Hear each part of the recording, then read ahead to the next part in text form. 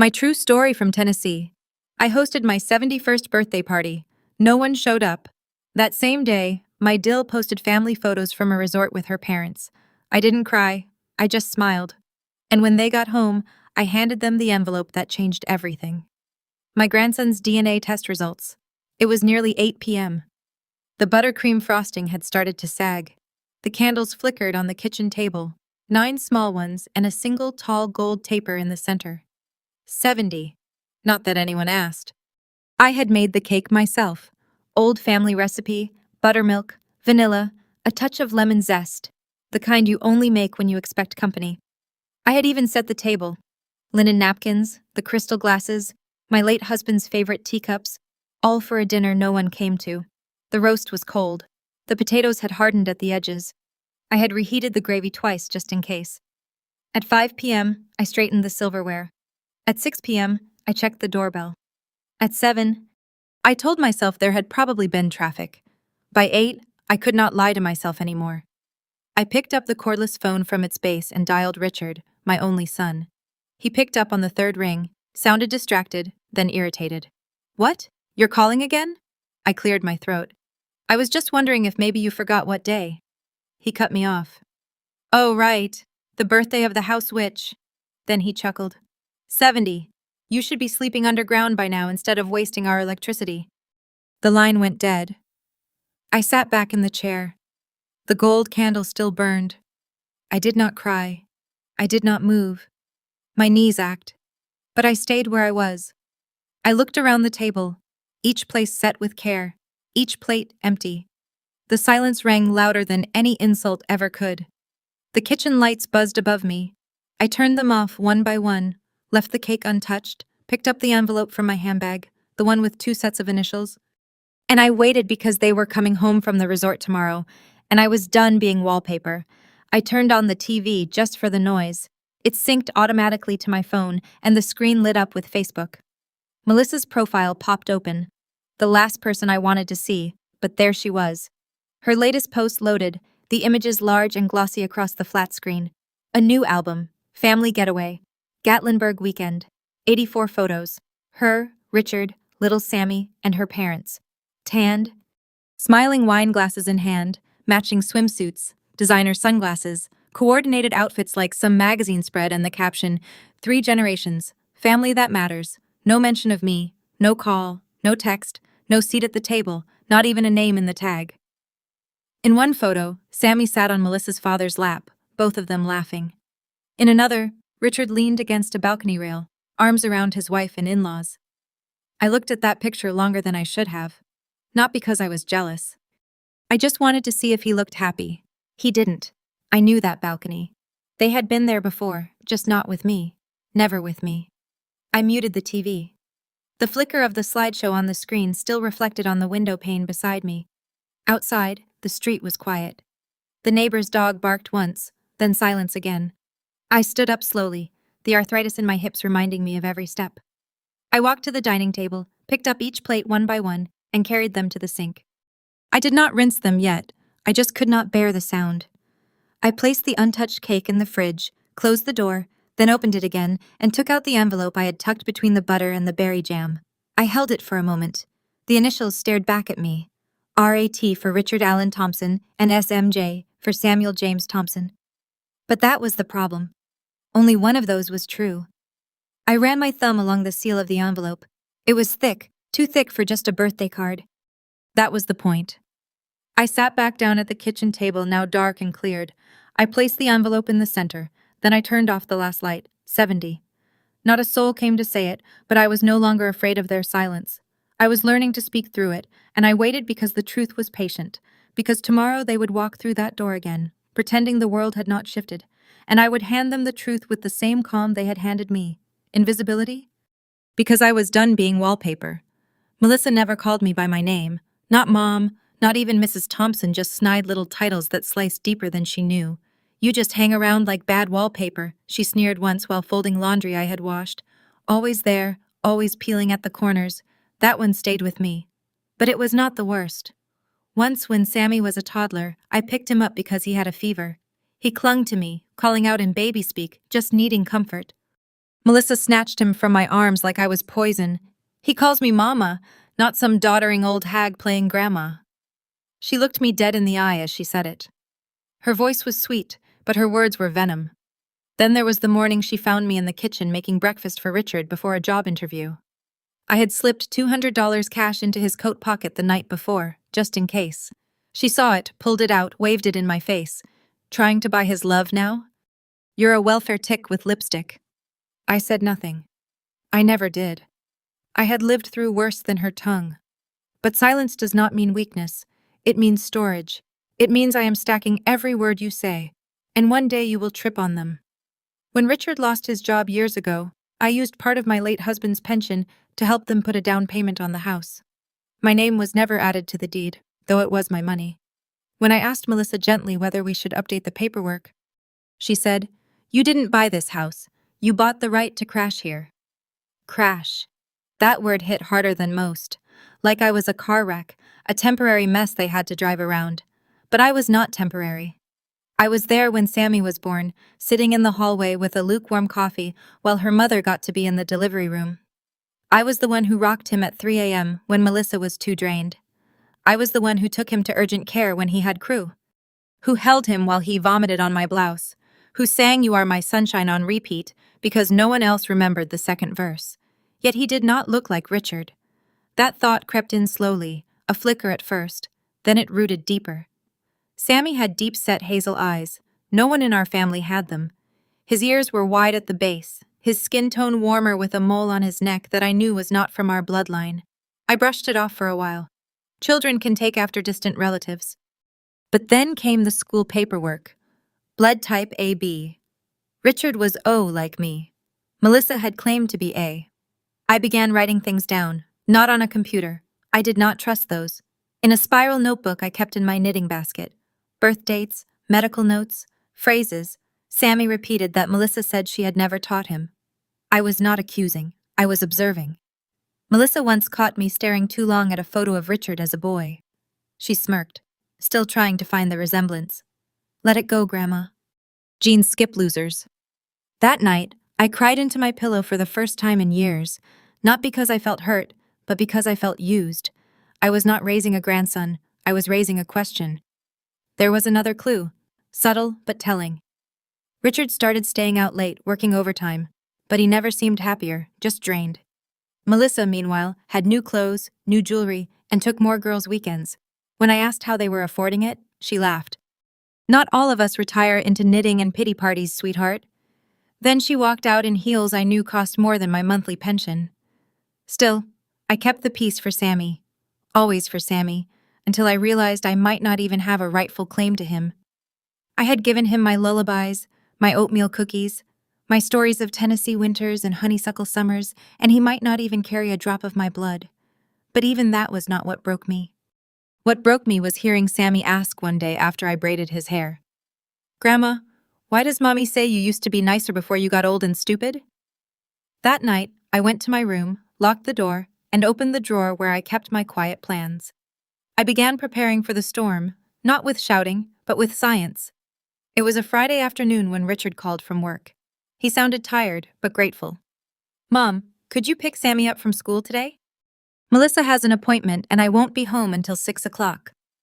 Of course, I said yes. I always did. I would walk barefoot through glass for my grandson, or at least the boy I had called my grandson. I arrived early as always, picked up Sammy, gave him the apple slices he liked, and brought him home. But when I opened the front door with my spare key, something felt off. Too quiet. Sammy curled up on the couch with a book and I headed upstairs to put away his backpack. That was when I heard the sound. Soft at first, then unmistakable laughter, heavy breathing, the creak of a mattress, our master bedroom, Richard and Melissa's. I froze at the top of the stairs, my heart pounding. I told myself I was imagining things, that I had lived long enough to know better than to assume. But then I heard a voice, low, unfamiliar, male, and Melissa's giggle. My hand trembled as I pushed open the door. She did not scream right away. She gasped, her eyes locked with mine. She was on her back, tangled in the sheets with a man whose face I had never seen. Tattoos snaked across his chest, down one arm, disappearing under the waistband of his jeans. "Get the hell out!" she screamed, scrambling for the blanket. I stood still. The man bolted into the bathroom, muttering, "You said no one would be home." Melissa jumped out of bed and lunged toward me. "Don't you dare say a word," she hissed. Her hands shoved my chest hard. I stumbled backward into the hallway, my hip crashing into the wall. I caught myself just before I fell completely, but the pain sparked through my side like lightning. She bent over me, her face inches from mine. "Say a word, and I'll say you slipped because you're senile." Who do you think they'll believe? Me, a mother, or a washed-up hag who cries over forgotten birthdays? My mouth stayed shut, but my eyes didn't blink. They recorded everything. The tattoo on the man's left shoulder, a skull with roses, the shape of Melissa's necklace, one Richard had given her, the way her voice trembled, not with shame, but with fury. Then she turned and stormed back into the bedroom. I limped downstairs, clutching the banister with both hands. Sammy was asleep on the couch. I sat beside him, heart thundering, rage and sorrow wearing in my chest. But I said nothing. Not to Melissa, not to Richard, not even to the boy. That night, after they left for dinner, Melissa claiming she needed air after such a stressful week, I walked upstairs again, not into the bedroom, but into the hallway bathroom. That was when I saw it. The hallway security camera, a small motion sensor unit Richard had installed years ago, connected to a cloud account he never deleted. It had a perfect view of the upstairs hallway, including the moment Melissa rushed out of the bedroom, naked under a towel, and darted into the bathroom with a bundle of sheets. I opened the app on my tablet, logged in, and there it was, a 90-second clip. Melissa sprinting into the hall clutching linens.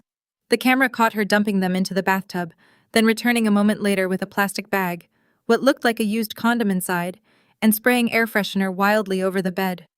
She did not know the camera still worked. I downloaded the footage and saved it to 2 drives, one physical, one cloud. Then I went back to the kitchen, poured myself a cup of cold tea, and stared at the calendar. Richard's birthday was next month, Sammy's the month after, and mine had just passed, uncelebrated. But I was done counting the years they forgot me. Now I would start counting evidence and patience. I waited until the house was empty. Richard had taken Sammy to the park, and Melissa was at yoga, which likely meant meeting that man again, the one with the skull tattoo and no wedding ring. I went upstairs with latex gloves and a steady hand. From Sam's room, I plucked a few strands of hair from his pillow and placed them gently into a plastic zip bag. Then, from the bathroom, I took Richard's toothbrush, the green one he always used, the one Melissa hated because it looked too cheap. Downstairs, I sealed the evidence in an envelope and slid it into my purse. That week, I mailed them to a private lab I found 2 towns over. Not a big national chain. Not one that would ask questions. I used a fake name, bought a money order with cash, wrote in block letters, "Confidential, do not call, mail only." The days passed slowly after that. I kept my hands busy, knitting, baking, pruning the roses that Melissa never noticed were hers because I planted them. But my mind was a hawk. Melissa never checked it. She thought bills were bad for the skin. Richard was too busy, always working late. It was easy to intercept. 3 weeks after I sent the samples, the envelope arrived, plain white, no logo. I waited until I was alone. I sat at the dining room table, the same one I had set for my 71st birthday. Same linen runner, same lonely candle. The letter was short, just a simple statement at the bottom of the page, printed in black ink. No biological relationship found between sample A and sample B. I read it again, then a 3rd time. My hands trembled, not with shock, but confirmation, a strange kind of relief. Like a door that had been creaking for years had finally shut. I did not cry, not because I was strong, but because I was tired of being surprised by betrayal. Sammy was not Richard's child. That meant Melissa had lied, not once, not by accident, but for years. She had stolen more than trust. She had rewritten my son's future and mine with a smile. I printed 2 copies of the report. One I tucked away in a locked drawer beneath my birth certificate and Richard's military flag. The other I folded into a thick ivory envelope, sealed it with a wax stamp I had not used since my husband's funeral, and wrote in black ink, "Only open if they forget." Then I placed it in my handbag, and I waited because forgetting was something they were very good at. The sound of the garage door creaked open just past noon on Sunday. I was sitting in the same chair I had waited in 3 weeks earlier. The same lace tablecloth still spread, though the birthday cake had long since gone stale. The door burst open. Melissa walked in first, sunglasses perched high like a crown, a fresh tan coloring her skin. Behind her was Richard, lugging a suitcase. Sammy stumbled in last, dragging a stuffed bear with new resort tags. Melissa tossed her beach bag on the floor, then glanced at me with a smirk. "Oh, you're here," she said, her tone syrupy. "Hope your party for one wasn't too depressing. I saw this adorable ad for senior socials at the rec center. You should look into it." I did not respond. I rose slowly, went to the hallway side table, and retrieved the envelope. "Richard," I said, holding it out, "please open this." He looked puzzled, then annoyed. "Now what is it? Another guilt trip?" "Just open it," I said again, my voice steady. "It is not for guilt. It is for clarity." He took the envelope and tore it at the top. Melissa stepped forward, suddenly alert. "Wait, what is that?" she asked, reaching for it. Richard pulled back. His eyes skimmed the first few lines. "This says he's not my son." Melissa lunged. "You had no right!" she screamed, trying to snatch the paper from his hand. He held firm. Melissa's hands clawed at the air. "You went behind my back. You're just a bitter old woman with too much time." I looked at her, not with anger, not even with pity, just with the weariness of knowing too much. "I had every right," I said calmly. "I changed his diapers when you would not get up. I rocked him through fever nights. I sang him to sleep. I raised your boy like he was mine. And I carried the truth alone, because I did not want to humiliate my son." Richard's face turned pale. His hands dropped to his sides. The letter slipped and landed on the floor like a confession. Melissa spun around to face him. "Richard, she's twisting everything. She's lying. That test, anyone could fake it." But Richard did not look at her. He looked at me. His voice cracked. "Mom, how long have you known?" "Since 3 weeks ago," I replied. "But I have known something was wrong for far longer. His blood type, his eyes, his laugh. It was never yours." "I cannot believe this," he whispered. Melissa's face contorted. "You're going to believe her after everything I've given you. You think I cheated? That I would just what? Get pregnant and pretend? You just admitted it," I said, still calm.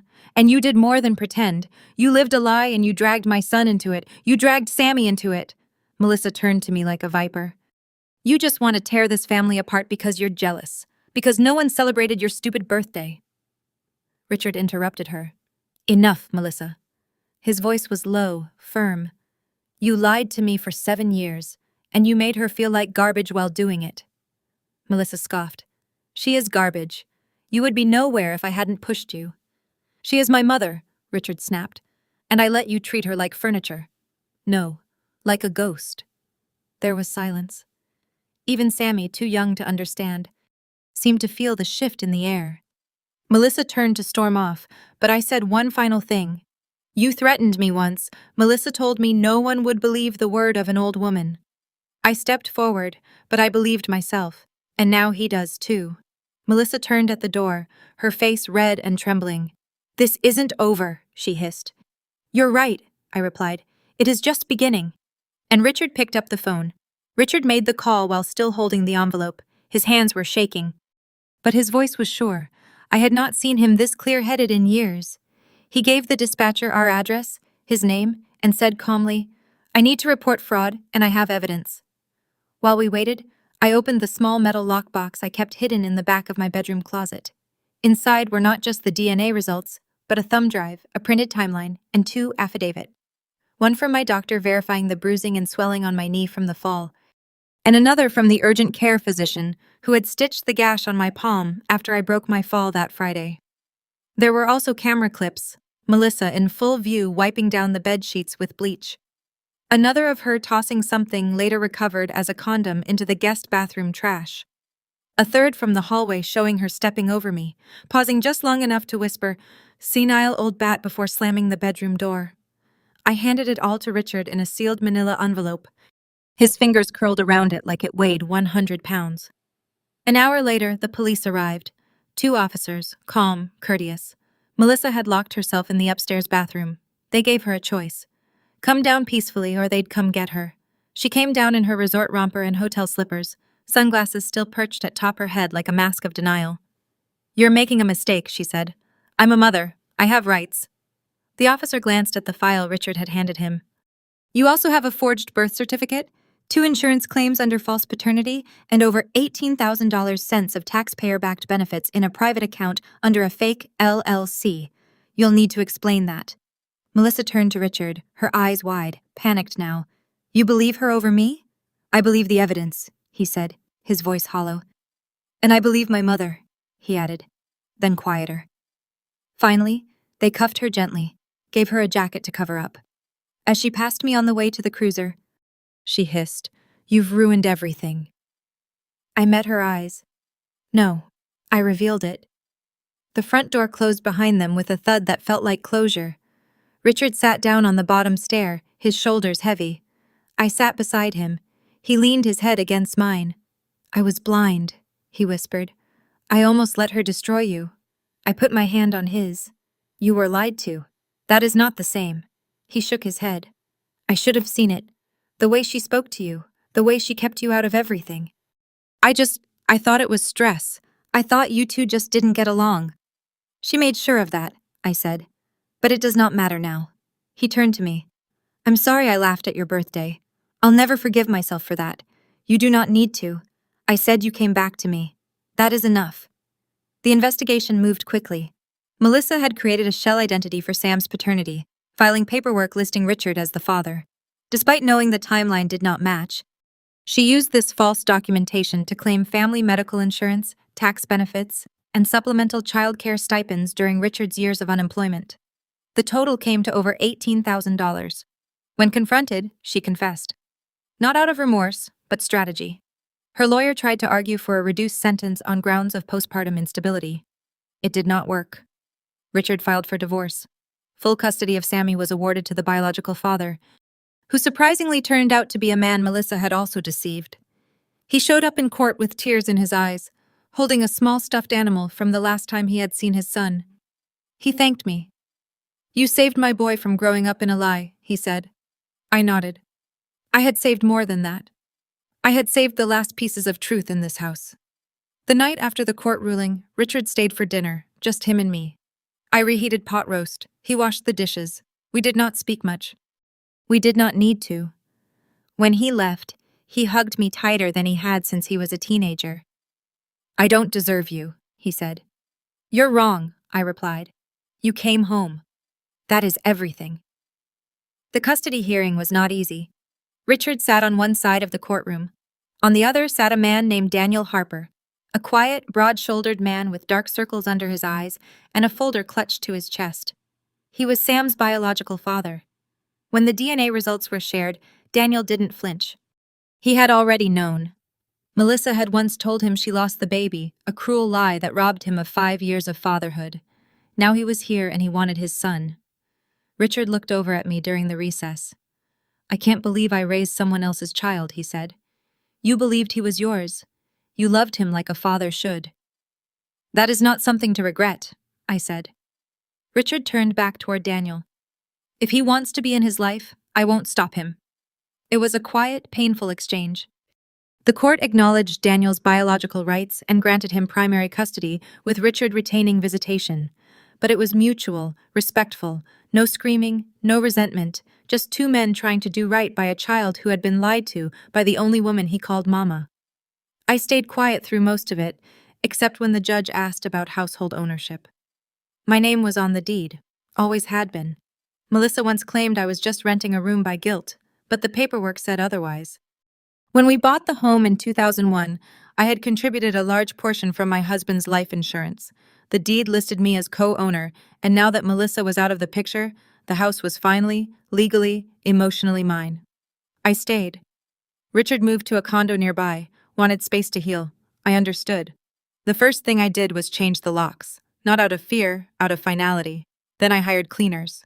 We scrubbed every surface, replaced the worn carpet Melissa had insisted on, and painted the walls a soft almond white. I took down every photo that featured lies and hung new ones. My husband in uniform, Richard as a boy fishing on the lake, my own mother holding a pie with a crooked smile, photos that felt like truth. In the living room, I placed a vase of yellow lies, my husband's favorite. In the hallway, I hung a framed quote he used to keep in his wallet. Character is what you are when no one is watching. I was watching now. Richard came by the next Sunday. Knocked even though he had a key. I opened the door and he held up a bag of groceries. Thought you might want some company. We sat in the backyard that evening. The air was thick with June honeysuckle. I poured sweet tea. He sat in the same chair his father used to read the paper in. I still think about him, Richard said, staring into the garden. So do I. He took a deep breath. I'm trying to be better. I know I was cruel. I know I ignored things I should have seen. You were surviving, I said. Now you are awake, he nodded. Sammy came by later that week with Daniel. The boy looked confused, quiet. He held a stuffed dinosaur under one arm. I met them at the door, knelt to his level and said, You've grown so much. He nodded. Do you remember the muffins we used to make? He smiled a little. Daniel thanked me. You didn't have to speak up, but you did. I waited until it mattered, I said. When they left, Sammy turned on the porch and waved. Not much, just a flick of the hand. But it was enough. That night, I stood in the front yard barefoot on the cool grass. The moon was full. The house behind me was quiet, clean, honest. For the first time in years, I did not feel afraid in my own home. I had lost a grandson, but I had found my son. 1 year later, the house felt different. Not because it had changed, but because I had. The walls no longer listened for footsteps they feared. The kitchen no longer hesitated to boil water for one. And the front porch, oh, that porch, finally held laughter again. Richard had met someone. Her name was Elena. She was warm, grounded, and came with a little girl named Leela, 5 years old, full of questions, curls, and crayons. They visited for dinner on a Saturday in spring. I had made roast chicken and sweet potatoes. Elena brought lemon pie. Richard set the table. Leia wandered the living room, her wide eyes taking in the photos. She paused in front of one, my wedding day, then turned and looked at me. Is that you? She asked, pointing. Yes, sweetheart. I smiled. That was a long time ago. She tilted her head. You look like a movie star. I laughed. A real laugh, one I hadn't let myself feel in years. When dinner was ready, Leia pulled out a chair next to mine, then stopped, looked up and asked, Grandma, can I sit next to you? I froze just for a second. It was the word grandma. She said it like it belonged to me. Not forced, not coaxed, not because someone told her to, because she saw me. I nodded, my voice thick in my throat. Yes, baby. You already did something special. You saw me. She climbed up beside me, chattering about school and her favorite cartoon. Elena and Richard exchanged glances across the table. I caught it. That quiet, content glance people give when something just fits. Later that night, when they left, Richard lingered at the door. She really likes you, he said. I like her too. He reached for my hand. Mom, thank you for everything. I didn't say anything. Just squeezed his fingers. The moon was out again that night, but this time it did not feel like a reminder of what was missing. It felt like a promise of something healed. A year ago, I was alone at a birthday table no one came to. Tonight I had chicken bones in the sink, juice rings on the table, and a little girl's drawing of me with a crown taped to the fridge. Some people wait a lifetime to be seen. I waited 70 years, and now I had company. It was my 71st birthday this time, and this time, I did not bake my own cake. Elena did. Lemon sponge with whipped cream frosting. Light, sweet, and a little tangy, just how I liked it. She even asked for my old recipe cards, said she wanted to get it right, and she did. The house was full again. Not crowded, not chaotic, just full. Full of people who wanted to be there. Richard was in the kitchen carving the roast. Elena was setting out extra plates. Sammy, now taller and quieter, helped with the drinks. And Emmy, sweet Emmy, with her big eyes and even bigger heart, clutched a tiny box of matches like it was treasure. Grandma, she whispered, tugging my sleeve, can I light the candles? I smiled. Of course you can. They're yours to light. She carefully placed the candles, 7 small ones, and 1 tall gold taper in the center. Just like last year, except this time the room wasn't dark. This time it was bright with voices, laughter, and the smell of dinner warming in the oven. As Emmy lit the last candle, she began singing, not in perfect pitch, not in a performance voice, but with heart, with little hands clapping and a smile wide enough to break your heart. Happy birthday to you. Happy birthday, dear Grandma. Everyone joined in. Even Sammy, though I noticed he sang softly, watching me with that look children get when they're starting to understand who really loves them. I blew out the candles with a quiet breath. The room erupted in cheers. Emmy wrapped her arms around my waist, giggling. Did you wish for something? She asked. No, I said, smoothing her hair. I already have it. Richard came up beside me. He looked older now, not in years, but in weight, like the past year had aged something in him that could never go back to boyhood. And maybe that was good. Mom, he said gently, I'm sorry. Last year, I held up a hand. Not tonight. Tonight, we start over. He nodded. His eyes were glassy. He kissed my cheek. After cake, they gave me a gift, a photo album. Handmade brown leather, gold-trimmed corners. Inside were new memories. Emmy's drawings, pictures of Sammy playing soccer, a photo of me in the garden, one of Richard fixing the porch railing, one of all of us at the beach from last summer, and the last page, it held a single line in Elena's handwriting. This family sees you always. I closed the book and held it to my chest. Years ago, I would have given anything for a night like this. I would have traded all my silence, all my waiting just for a moment of being seen, truly seen. But I suppose life doesn't give you things when you want them. It gives them when you are finally ready to receive them. As the evening wound down, Emmy curled up beside me on the couch, her head resting against my shoulder. Grandma, she said, do people get second chances? I looked down at her, this little light who had entered my life with no warning and no demands, just love. Yes, sweetheart, they do, if they choose to. She thought about that for a long while, then whispered, I'm glad you got yours. I kissed her forehead. So am I. The house quieted as the night wore on. Dishes clinked in the sink. Sammy and Richard debated which movie to put on. Elena brought me tea in my husband's old cup, the one she had polished just for tonight. And me?